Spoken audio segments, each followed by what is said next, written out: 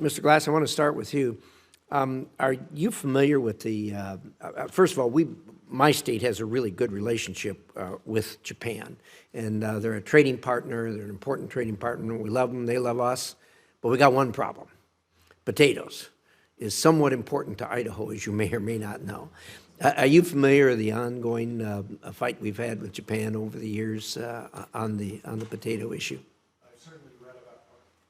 Sorry. I've certainly read about it in the media, and we've had some discussions on that, yes.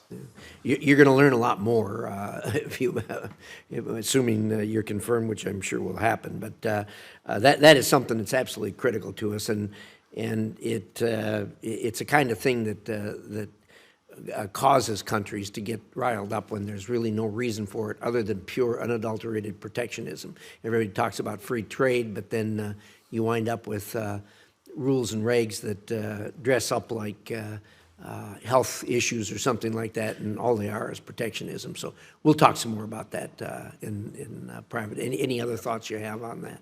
I certainly do. In fact, thank you very much for the question, because I have quite a bit of experience working with the Department of Agriculture on non-tariff trade barriers. We were dealing with that in Portugal actually with soybeans. And it had to do with a very nuanced regulatory issue up at the EU. And as we looked into it, it ended up something that we could change, and we did. And we went from virtually having no agricultural trade in Portugal between the Portuguese and the United States to hundreds of millions of dollars of soybeans. And most of these just take some determination. It tends to, when you were dealing with great bureaucracies of other governments, especially with something like the EU, you have to have a bit of patience. But I'm very determined to take care of being a believer in free, fair, and reciprocal trade, which is effectively the agenda of the Trump administration. I will work hard on that, and I take that very seriously. My mom's family are ranchers and farmers in Pendleton, which is right near the great state of Idaho.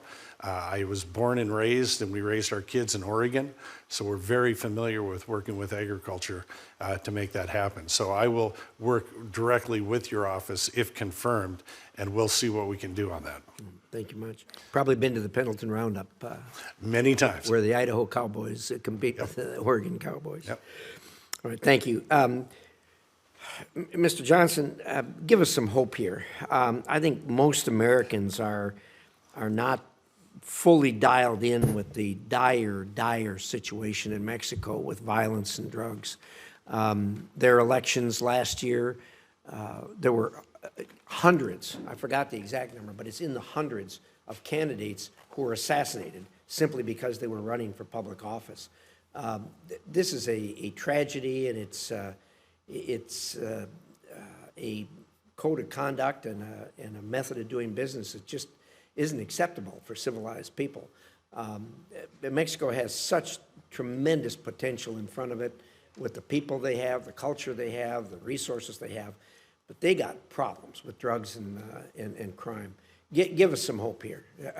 What are your thoughts on this? What do we have to do to help them move forward? Because we can't do it. As always, it's going to be up to the society themselves to do it. Give us some hope here. Thank you for that question, Senator. I couldn't agree with you more, but I have to say I feel extremely positive about the communication that has occurred between President Sheinbaum and President Trump and the actions that we've seen Mexico recently take. 2 weeks ago today, we had a senior Mexican delegation here in Washington, D.C., and they met with Secretary Rubio. I believe the Secretary of Defense was there, and the Attorney General was also there. And as a result of that meeting, we saw the extradition of 29 criminals that were engaged in some of the activities that are harming Americans. And I believe we've seen additional arrests made based on information that was obtained from them already, and I think we'll see more. The other thing that occurred back in Mexico is we've seen a tightening of security against the cartels that has been done by the Mexican authorities. I'm hearing rumors that some cartel members are reluctant to leave their compound now, and that's very good news. I think, and you touched on this, I think our economies are entwined in such a way that what is good to make America stronger, safer, and more prosperous also holds true for Mexico. And I'm encouraged by some of the comments that I've seen out of the Sheinbaum government recently, comments she's made herself on prioritizing the relationship with the United States over that of China. I think Latin America is beginning to wake up to the fact that China does not have their interest in mind, and that creates opportunities for us. Thank you, Mr. Johns. Appreciate those thoughts. They've got a long ways to go, and we want to help every way we can. Mr. Hoekstra, are you familiar with the negotiations that are going on over the Columbia River Treaty? Yes, I am. Okay.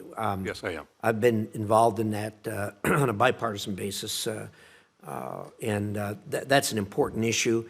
My time's up, so we'll talk about it either on the second round or we'll talk about it privately, but it's something that we need to get that redone. It's in the process. It's moving along at a snail's pace, but I think we can get there.